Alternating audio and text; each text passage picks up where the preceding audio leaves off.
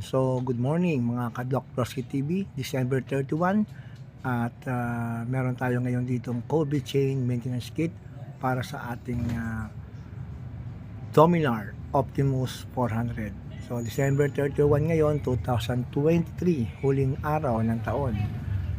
Tayo ay maglilinis ng ating motor. So ito na.